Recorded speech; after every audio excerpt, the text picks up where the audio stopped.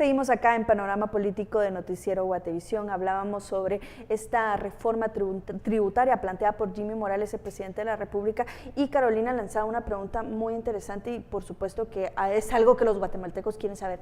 ¿Cómo esta reforma o esta propuesta de Jimmy Morales podría afectar mi bolsillo si el Congreso decide aprobarla? O sea, si los astros se alinean y Jimmy Morales tiene éxito en esta iniciativa. Bueno, hay que reconocer en primer lugar que la reforma en las estimaciones que fueron presentadas el día de ayer en forma preliminar, hay que analizar con mayor profundidad lo que ellos esperan. O sea, el día de ayer lo que conocimos fue una presentación en donde se nos da la idea general de cómo espera que funcione, pero todavía hay muchos detalles que van a quedar debidamente concretizados cuando estén redactados, ya cuando estén planteados. Pero basándonos estrictamente en lo que fue conocido el día de ayer, hay dos impuestos que reúnen la mayor parte de la recaudación esperada. El primario es el impuesto a la distribución de combustibles y sus derivados, y en donde en esencia lo que se persigue es un aumento de 3 quetzales a las gasolinas y al diésel.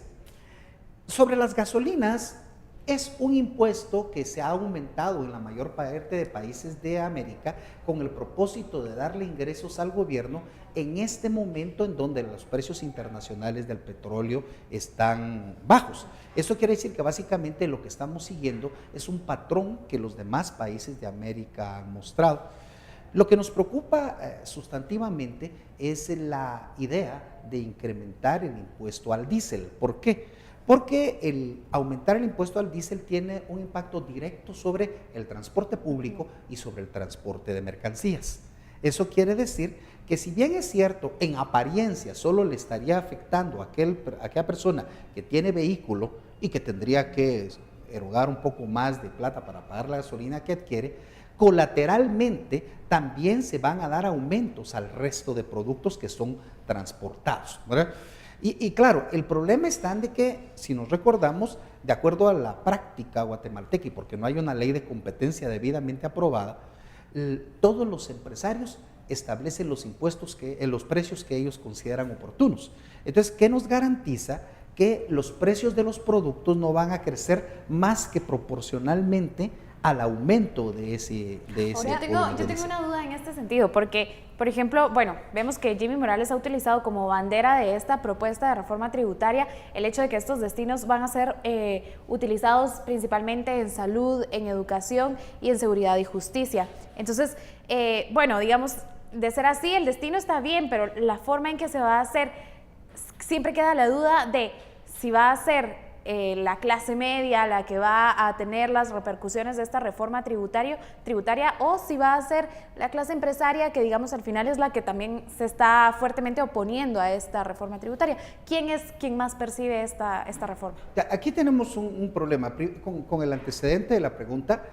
El asunto es que ellos nos han dicho que va a ser dirigido para eso, pero no hay ningún plan que diga que va a ser dirigido a eso, ¿verdad? Ni tampoco a qué rubros específicos va a ser dirigido. Entonces es un elemento que todavía queda pendiente. Con el consecuente, es muy claro que la propuesta de la reforma abarca prácticamente toda la población, directa o indirectamente. Por ejemplo, el impuesto sobre la renta de los empresarios está proponiéndose que suba del 25 al 29%. Y es una respuesta a lo que sucedió en 2012 cuando el gobierno de turno decidió bajarle del 31 al 25%. O sea, eso quiere decir que se está recuperando parcialmente el impuesto.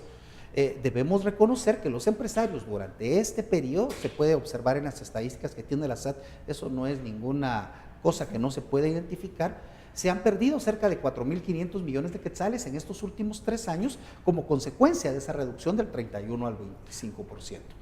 El segundo punto es que ¿quiénes van a ser los que van a tener el mayor impacto? Obviamente la clase media. ¿Por qué? Porque si nos damos cuenta, el impacto más serio está sobre el volumen del precio de la gasolina y en el impuesto sobre la renta que se espera que se tenga.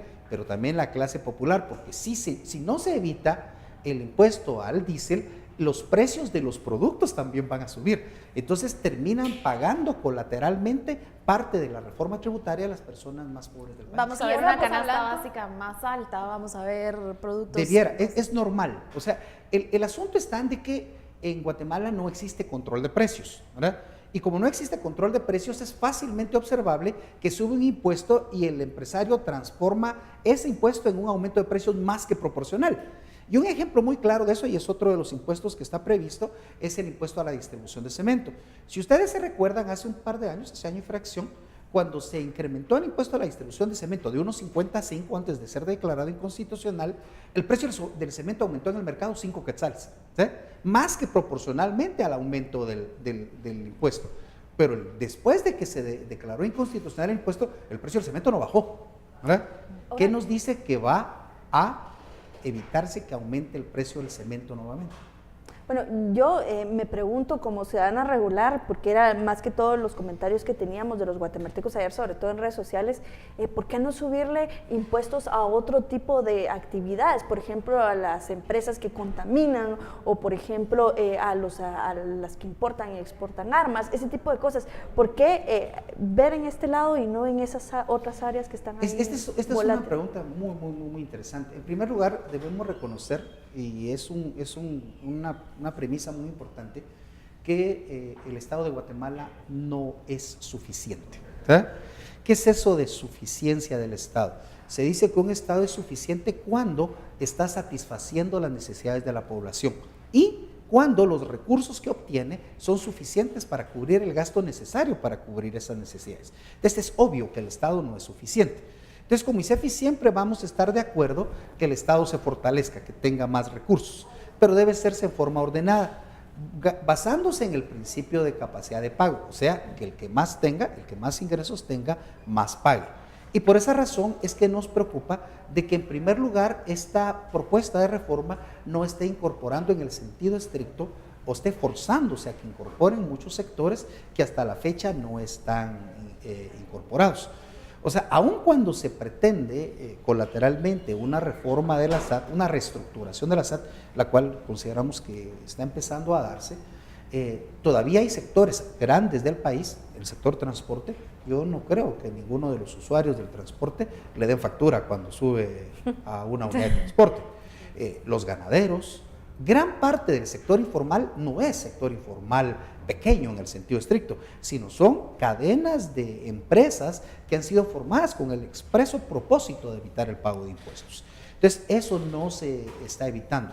Y estoy totalmente de acuerdo que lo que debiera hacerse es hacer una convocatoria más generalizada, tipo pacto fiscal, como el que fue aprobado en el año 2000, resucitar ese pacto fiscal y definir no solo cuánto tenemos que pagar todos, sino también hacia dónde van a ser dirigidos esos impuestos y cómo la sociedad vamos a poder fiscalizar que se vean bien utilizados.